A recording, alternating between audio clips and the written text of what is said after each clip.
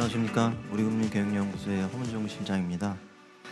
오늘은 국내 가계부채의 현황과 그 평가에 대해서 말씀을 드리도록 하겠는데요. 전반적으로 국내 가계부채의 장기 추이를 한번 말씀을 드리고 최근 1, 2년 사이의 움직임을 또 짚어보도록 하겠습니다. 그리고 국내 가계부채의 어떤 리스크 요인이 어떤 부분이 있는지 오늘 말씀드려보고 마지막으로 전반적인 국내 가계부채에 대한 평가를 말씀드리도록 하겠습니다. 장기 추이를 한번 보도록 하겠습니다. 국내 가계부채는 2022년 말 기준으로 1,867조 원입니다. 그러니까 이게 여기 그 도표에 보시면 아시겠지만 그 금융위기 이후에 724조 원이었던 가계 신용 규모가 작년 말 기준으로 1,867조 원으로 거의 2.6배가 확대되었습니다. 굉장히 빠른 속도로 늘어난 것을 볼 수가 있는데요. 또 국가별로도 한번 또 비교를 해보겠습니다. 명목 GDP 대비 이제 가계부채 비율을 보게 되면 이제 포인터가 나오지가 않는데요.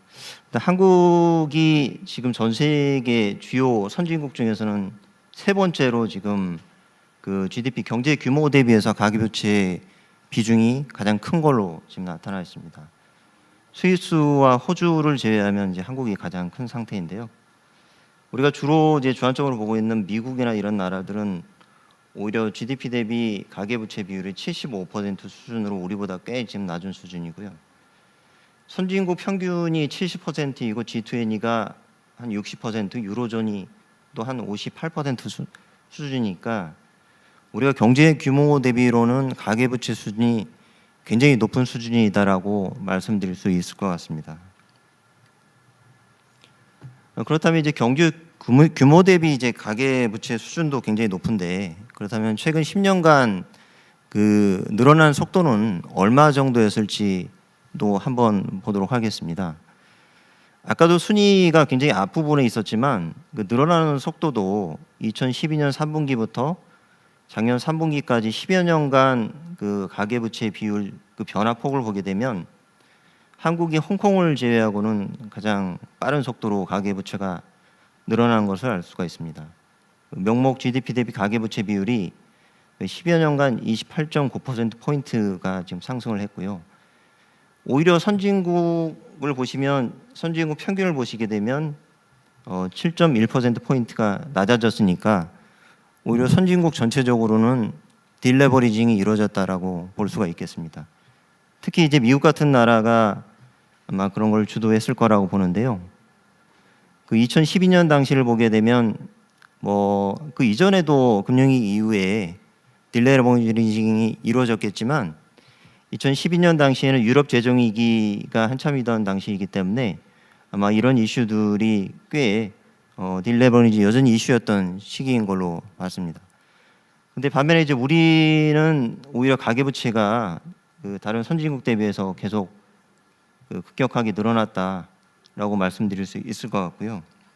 지금까지는 이제 장기 추세이고 최근에 1, 2년 움직임을 또 한번 짚어보도록 하겠습니다. 이게 오른쪽 그래프를 보시면 그 2020년하고 2021년 그 가계부채 증가 규모가 129조 원, 133조 원, 과거 대비로도 굉장히 빠른 속도로 늘어난 걸 알 수가 있습니다. 하지만 작년에는 그 증가 규모가 4.1조 원으로 급격하게 낮아졌는데요.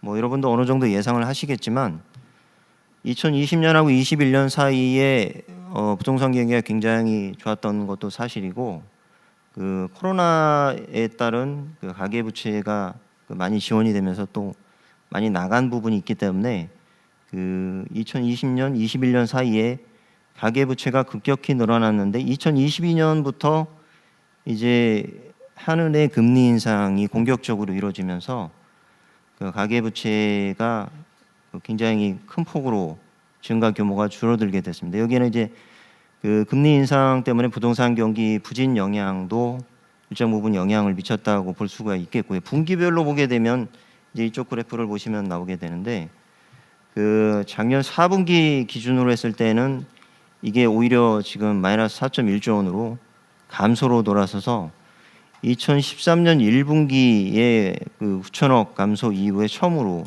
지금 감소로 전환을 한 상태입니다. 그래서 이제 결론적으로 말씀을 드리면 국내 가계부채는 장기간 굉장히 빠른 속도로 늘어난 거는 맞습니다. 하지만 그 작년 이후에 이제 한은의 이제 공격적인 금리 인상, 그에 따른 부동산 경기의 부진, 이 영향으로 국내 그 가계부채도 딜레버리징에 돌아섰다라고 보시면 될 것 같습니다.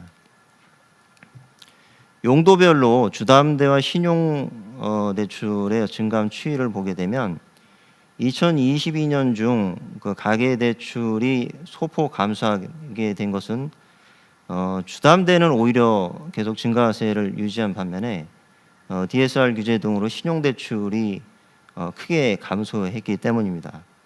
이쪽 그래프를 보시면 그 파란색 그 막대가 주담대 증가 규모인데요. 회색 부분은 기타 신용 대출이 포함된 기타 대출의 증가 규모입니다. 그 주담대도 2020년과 21년에 비해서는 증가 규모가 많이 줄어들었지만 그래도 여전히 플러스를 유지를 했고요. 대신에 신용 대출은 마이너스 35.8조 원을 기록을 하면서 가계 대출이 감소하게 된 어떻게 보면 주요 요인이 되었다라고 말씀드릴 수 있겠습니다. 업권별로도 한번 보도록 하겠습니다. 은행과 이제 비은행 부분으로 나눠 보면 2022년 들어서 모두 이제 사실 은행과 비은행 모두 사실 뭐 감소 또는 정체 상태인 거는 맞습니다. 근데 이제 그 은행권 가계대출이 2022년 1분기 이후에 감소세를 지속하고 있는 상태이고요. 비은행권, 여기서 말하는 이제 비은행권은 은행권을 제외한 저축은행이라든가 상호금융, 보험, 또 여전업 뭐 이런 그 비은행권을 좀 포함을 하고 있는데요. 2021년 4분기 이후 증가세가 지금 정체된 가운데 2022년 4분기에는 9.3조 원을 큰 폭으로 지금 감소를 한 상태입니다. 그래서 최근 추이는 오히려 그 은행권보다 비은행권의 그 가계 부채가 많이 축소되고 있다. 그렇게 보시면 될 것 같습니다. 신용도별로 그 또는 소득 수준별로 국내 가계 부채를 한번 평가해 보도록 하겠습니다. 그 이거는 이제 얼마나 이제 국내 가계 부채가 위험이 그 잠재되어 있느냐를 측정하기 위한 데이터인데요. 신용도별로 보게 되면 국내 가계 부채 구성은 이제 고신용 차주에 집중이 되어 있습니다. 저쪽 이제 그래프를 보시면 이제 그 신용 점수가 840점 이상 돼 있는 고신용 차주가 2022년 3분기 기준으로 77.6%로 대부분을 차지를 하고 있고, 과거 그 장기 추이를 보더라도 오히려 소폭씩 늘어나고 있습니다. 소득 수준별로 볼 때에도 그 소득 수준은 고소득 차주라고 할 수 있는 소득 상위 30% 차주 비중이 뭐 약간의 그 비중의 등락은 있지만 차주 비중이 대체적으로 60% 이상으로 전반적으로 안정적이라고 평가를 할 수가 있겠습니다. 그래서 전반적으로는 고소득, 고신용 차주 비중이 굉장히 높기 때문에 가계부채 전반적으로는 안정적이다라고 평가를 할 수가 있겠습니다. 취약차주 비중도 한번 보도록 하겠습니다. 여기서 말하는 이제 취약차주는 여러 기관의 채무를 동시에 갖고 있는 다중 채무자이면서 저소득 하위 30% 소득 하위 30%에 해당되는 저소득 또는 신용점수 664점 이하에 속해 있는 저신용, 다중 채무이면서 저신용, 그 저소득인 그 취약차주의 비중이 2022년 3분기 말 기준으로 차주수 기준으로는 6.3%, 대출 금액 기준으로는 5.0%입니다. 그래서 전반적으로는 취약차주 비중이 절대적으로는 그렇게 높지는 않다. 그리고 장기적으로도 그 비중이 점진적으로 감소 추세에 있다라고 평가할 수가 있겠습니다. 업권별로 연체율을 한번 보도록 하겠습니다. 업권별로 연체율을 보게 되면 과거 2018년부터 장기 추이를 보게 되면 굉장히 좀 상승했던 당시, 레벨이 높았던 당시와 비교했을 때 여전히 좀 낮은 추이를 나타내고 있습니다. 다만 이제 최근에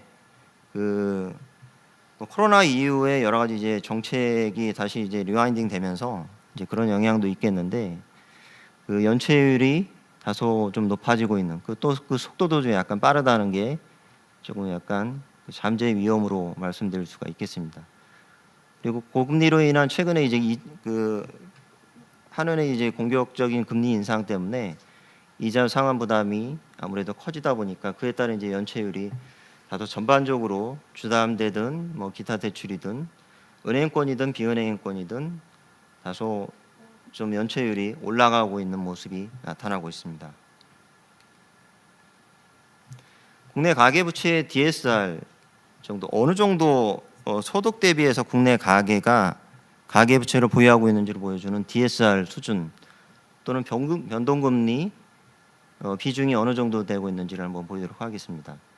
그 DSR의 산식 우리가 이제 총부채 상환 비율이라고 하는 DSR은 산식은 연소득 대비 가계 연소득 대비해서 연간 원리금 상환 금액의 총합을 나타내고 있습니다. 그래서 소득으로 원리금 상환 소득 대비해서 원리금 상환 비중이 어느 정도 차지하는지를 보여주는 지표라고 할 수가 있겠습니다.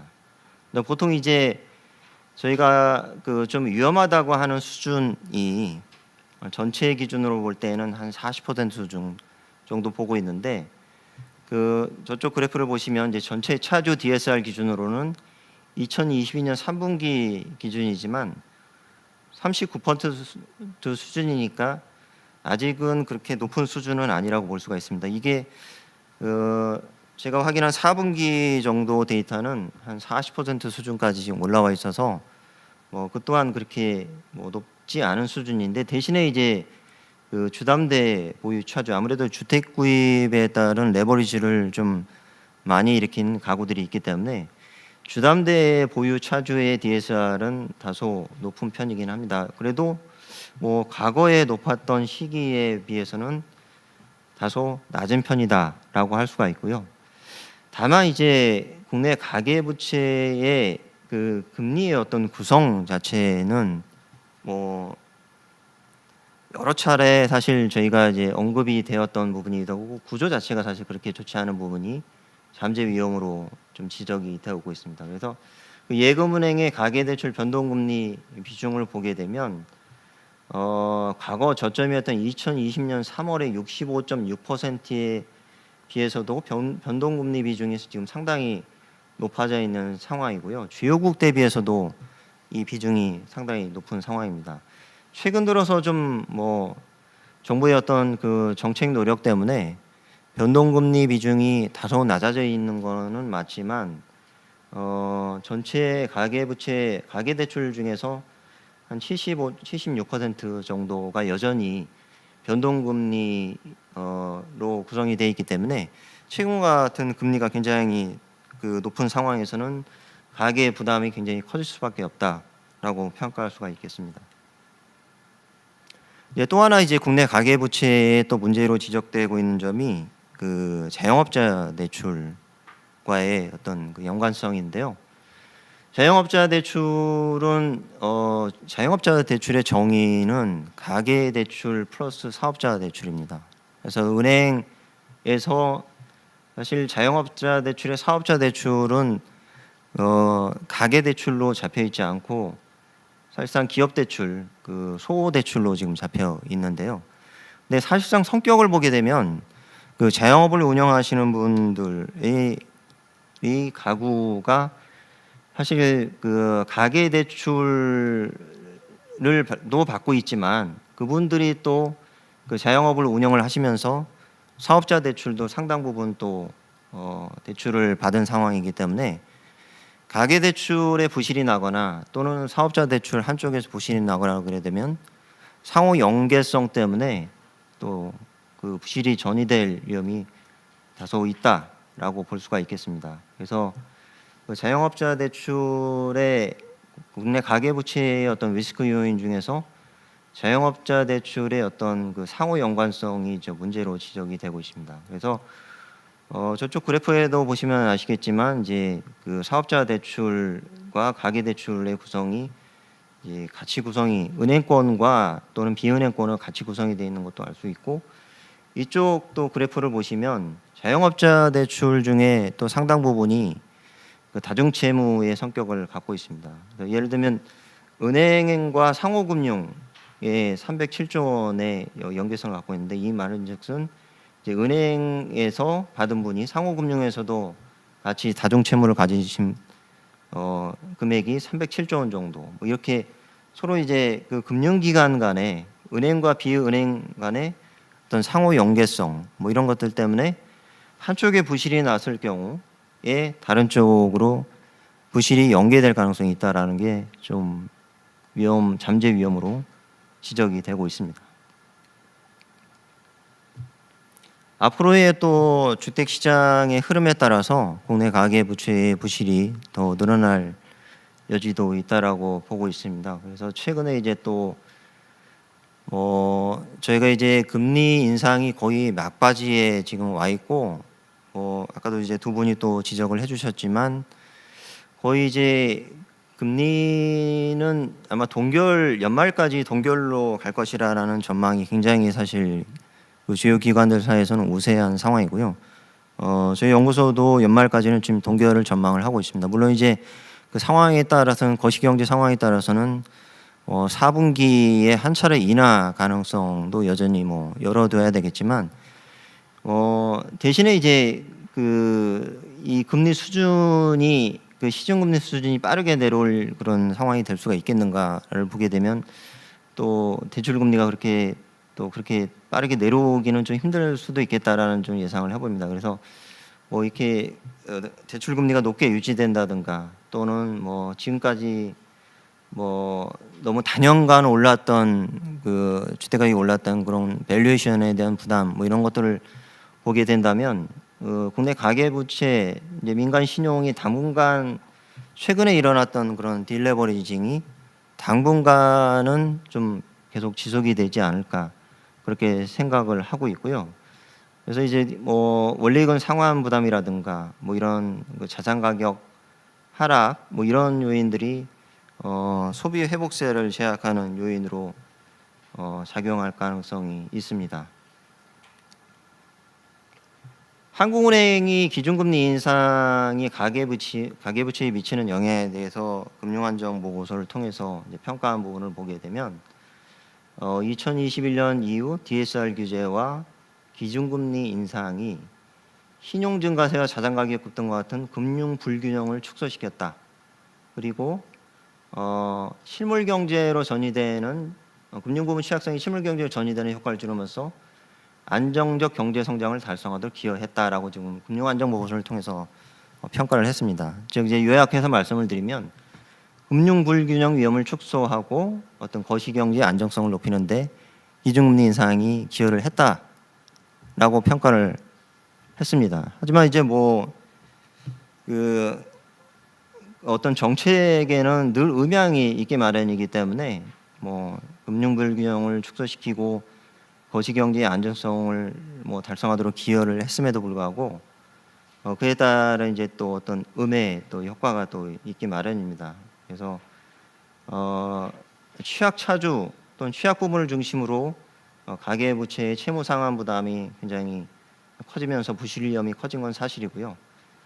또 자산 가격이 또 급격하게 또 하락을 하면서 가계의 어떤 재무 건전성을 낮춘 그런 효과로 나타나기로 했습니다. 그래서 지금까지 그 말씀드린 것에 대한 전반적인 국내 가계부채에 대해서 한번 평가를 해보면, 사실 제가 이제 업계에 있으면서도 국내 가계부채의 위험성에 대해서 상당히 그 단연간 그 국내 경제의 어떤 잠재 위험으로서 지적이 되었던 게 사실입니다. 사실 국내 가계부채는 우리 경제에 어떻게 보면 약간 아픈 손가락, 늘 어떻게 보면 잠재적인 위험 뭐 이런 걸로 늘 지적이 돼 왔었는데요. 그 가계부채의 위험성에 대해서 그 워닝이 나왔던 거는 이제 제가 업계에 있는 내내 사실 지적이 되었던 것 같습니다. 그래서 한 20년 내내 그 가계부채에 대한 위험성이 지적이 돼 왔는데 사실상 그 위기가 물론 이제 그 카드 사태나 뭐 그런 뭐 유사 위기가 있긴 했지만 아직까지는 그 위기가 굉장히 큰 위기로 이렇게 전환되거나 그런 사례는 아직까지는 다행스럽게도 없었던 게 맞습니다. 하지만 그 위험이 근본적으로 없었기 때문에 그랬느냐? 그랬던 거는 아니라고 보고 있고요. 사실상 그 위험에 대해서 끊임없이 계속해서 지적이 돼 왔고 그에 따라서 정책 대응이 그에 따라 뒤따랐고 그에 따른 커렉션이 있었기 때문에 가계부채 문제가 국내의 어떤 그 거시경제의 가장 큰 문제로 이렇게 발현되지 않았을 뿐이지 아까 그 맨 앞에 그 저의 어떤 그 발표 앞부분에 보셨다시피 여전히 그 다른 국가 대비해서는 그 규모 자체가 경제 규모 대비해서는 굉장히 높고 최근 10년간의 증가 속도도 굉장히 빨랐다라는 부분을 지적할 수가 있겠습니다. 그래서 그 최근에 또 딜레버리징이 이루어지고 있고 여러 가지 뭐 정책 대응이 있어서 위기가 발현이 되지는 않았지만 그래도 늘 얼러트한 상태를 가지고 가계부채 문제에 대해서는 그 예의주시를 해야 되겠다라고 평가할 수가 있겠습니다. 그래서 전반적으로 다시 한번 평가를 오늘 발표 내용을 요약을 해보면 국내 가계부채 전반의 부실 위험은 아직까지는 제한적이라고 평가를 할 수가 있겠습니다. 하지만 고위험 가구의 부실로 향후 일부 비은행 쪽으로 가계부채 연체율이 상승할 우려는 남아있다라고 볼 수가 있습니다. 다만 연체율의 상승 정도라든가 금융기관의 손실 흡수 능력 뭐 이런 것들을 전반적으로 감안해 볼 때 이게 어떤 금융 시스템 리스크로 발전할 가능성은 제한적이라고 볼 수가 있겠습니다. 하지만 이제 여러 가지 좀 지적할 부분들이 있는데요. 이제 그 저희가 이제 안전하다고 할 수 있는 부분은 아까 말씀드렸다시피 고신용, 고소득 차주의 비중이 높다라는 것과 또는 취약 차주의 비중이 낮다라는 것 또는 DSR이 관리 가능한 수준에 있다라는 부분들이 좀 지적할 수가 있겠고요. 연체율은 절대 수준이 낮은 편이지만 최근 빠르게 높아지고 있는 점에 유의할 필요가 있다라고 볼 수가 있겠습니다. 그리고 최근에 이제 가계부채가 감소세이긴 하지만 경제 규모 대비해서 가계부채 규모가 주요 선진국 대비 높은 편이기 때문에 거시경제 안전성이라든가 어떤 내수 부진 요인으로 작용할 가능성이 있습니다. 이런 부분은 좀 유의할 부분이고요. 특히 아까 말씀드렸다시피 변동금리 비중이 높기 때문에 금리 인상 시기에 가계 원리금 상환 부담을 높이고 대출 부실이 확대될 위험이 있다. 이런 부분을 좀 주의할 필요가 있겠습니다. 그래서 제언을 말씀을 드리면 가계부채의 축소와 규모 축소, 질적 구조 개선을 통해서 가계부채 문제 연착륙을 유도할 필요가 있다라고 말씀드릴 수가 있겠습니다. DSR 수준을 안정적으로 관리를 하고 채무 부담의 급격한 증대로 인한 부실 위험을 줄이기 위해서 분할 상환과 고정금리 대출 비중을 꾸준히 확대를 할 필요가 있겠습니다. 지금까지 저희 발표를 들어주셔서 감사합니다. 발표를 마치도록 하겠습니다. 감사합니다.